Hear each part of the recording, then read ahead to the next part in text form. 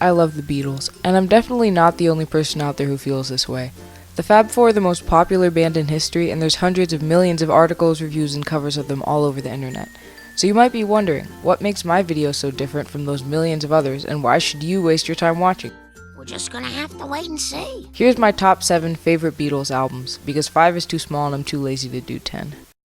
This happened once before, when I came to your door, no reply. When the Beatles made it big, they were still trying to figure things out, and I think one of the first albums that really struck me as feeling solid and well developed was the 4th studio album, Beatles for Sale. At this point in their career, they had more freedom to relax and try new things without all the pressure of trying to gain popularity. Also, on an unrelated note, George Harrison's little turn-up pointy hair look on the cover of the album always cracks me up. I mean, look at that. Like, how did he even get it? Anyway, some of my favorites are No Reply, I'm a Loser, I'll Follow the Sun, and 8 Days a Week. I personally prefer John's darker, almost self-deprecating style to Paul's very optimistic-sounding songs. There's also some pretty cool covers on that album, like Chuck Berry's song Rock and Roll Music, and Carl Perkins' Everybody's Trying to Be My Baby Now. The album is a good reflection of the many influences the Beatles took from other musicians, with genres like blues and country, and how the imitations eventually turned into their own original styles that then went on to influence and inspire a whole new generation of musicians. You know I need someone. Help was the 5th studio album released after Beatles for Sale as the soundtrack to the movie of the same name. The movie has kind of a strange sense of humor. I thought it was really funny, even though it's pretty goofy and doesn't make sense half the time, but then again, that's pretty much the Beatles in a nutshell. Put it round, we're going there. We're not going there. We just put it round, we're going there. Just so everybody would think we were going there. I'd like to go there. You wouldn't like it. Where are we going then? Never you mind.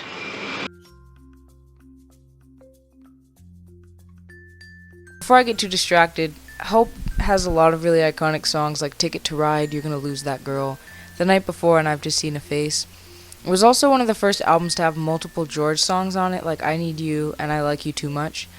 One of Paul McCartney's most iconic songs, Yesterday, featuring him on solo guitar with a string quartet, topped charts in the US, and so many musicians have covered it since then.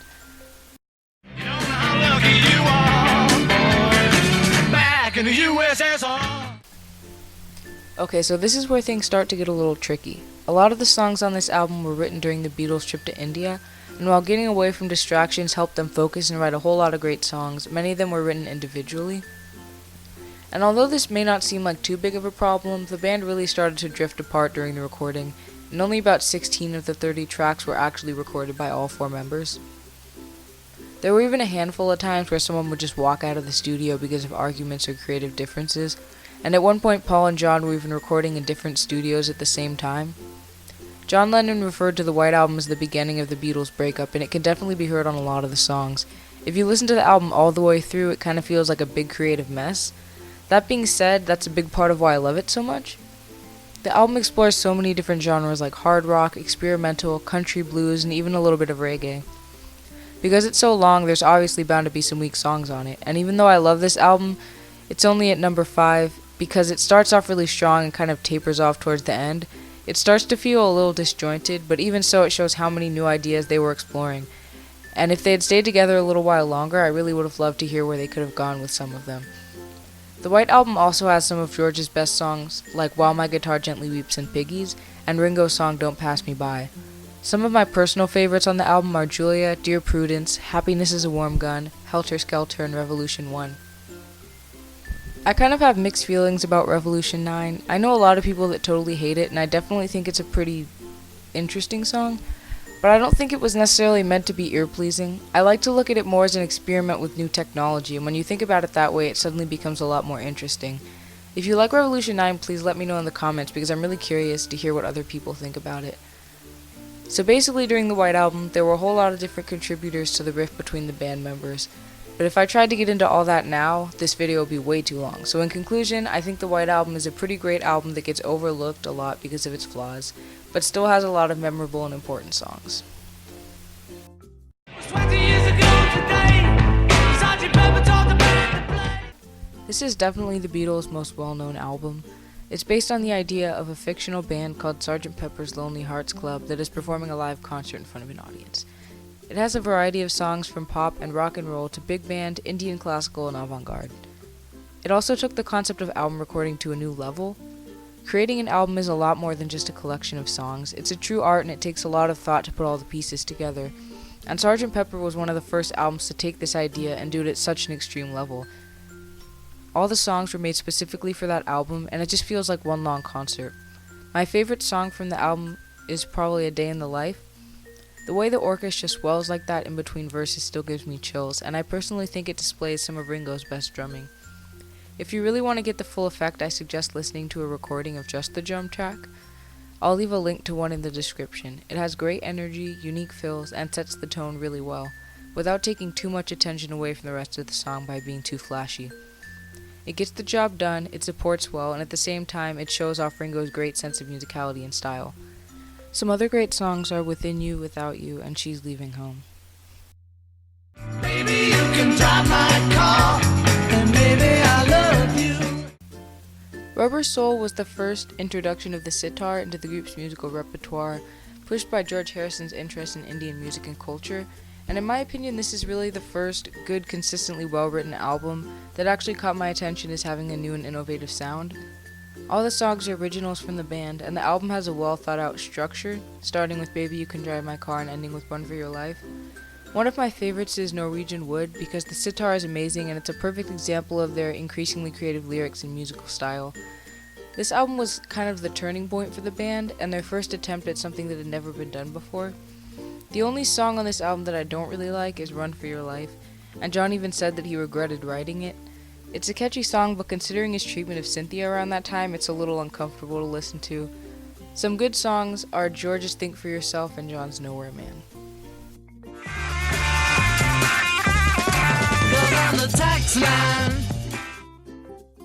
Okay, first of all, the art on the cover of this album is incredible, and even though that has nothing to do with the music, I just wanted to point it out because it's my favorite of all the albums. When it comes to the actual songs, this was probably the first album of the Beatles that you could really say started to push boundaries. Rubber Soul kind of dipped its feet in that idea, and Revolver jumped all the way in with its creative use of drum loops, combined with George's Indian influence, and reversing tracks to get a unique sound that really helped it stand out as one of a kind and unlike any other album. John's song Tomorrow Never Knows is a great example of the Beatles' lyrics becoming more meaningful and making you think, and Ringo's drum loop is iconic.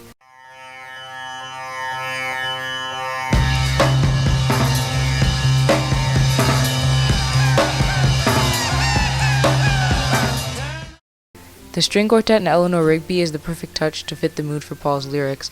Also, having Taxman as the opening song shows George's skills with memorable riffs and melodies. And Paul's Indian-sounding guitar solo in the middle is great too. One of my favorites is I'm Only Sleeping because it really captures that feeling of being on the line between dream and reality. There's also some other great songs like And Your Bird Can Sing, Got to Get You Into My Life, She Said, and Good Day Sunshine. This album was kind of like George's debut as a real recognized songwriter in the group, with Love You Too, using tablas and sitars, I Want to Tell You, and of course Taxman.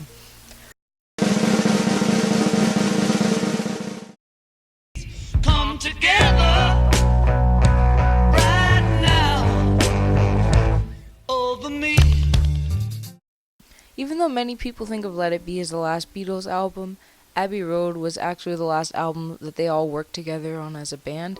The opening song Come Together is one of my favorite Beatles songs, and the bass and drums are really what make it so iconic. If you isolate them individually, almost any musician will recognize it pretty quickly. The same can be said for Something, one of George's best songs. Ringo's drum fills are so unique as usual, and I'll leave a couple more links in the description because again, I highly suggest checking it out, and in case you haven't already guessed, Ringo is one of my favorite drummers. That combined with George's songwriting skills makes for a really great song that I'll probably never get sick of listening to. It's kind of sad that George didn't really get many of his songs put on albums until the last few years, because his solo work is proof of what a great musician he was and how much more he could have contributed to the band if he was given more of a voice. Paul's song Oh Darling and John's I Want You are also great, and of course Ringo's Octopus Garden and George's Here Comes the Sun are on that album too. Another fun fact, Here Comes the Sun is actually the top Beatles song on Spotify right now, and as a George fan that makes me really happy. Anyways, the whole album has a bit of a hard rock and blues feeling to it that they had started to explore with the White Album but never really went too far with. The Beatles were often regarded as just a pop group, but Abbey Road is proof that they were so much more than that. It's inspired generation after generation of musicians to follow in its footsteps, with similar concepts and structure. It's pretty easy to overlook it, and since so many other cleaner and more perfected, I guess you could say, rock albums have come out since then. But when you really stop and think, this album was made in the 60s, and no one else had that same sound at the time. A lot of people look at the Stones as being more of a rock and roll group than the Beatles, but if you ask me, the Beatles would kick their asses. But before things get too controversial, let's move on. The album cover isn't as elaborate as the Revolver album, but it's so iconic that again, almost anyone will recognize it, even if they don't know anything about the Beatles. I really love this album, and not gonna lie, it kind of gets a little emotional for me listening to the last couple of songs leading up to that final The End.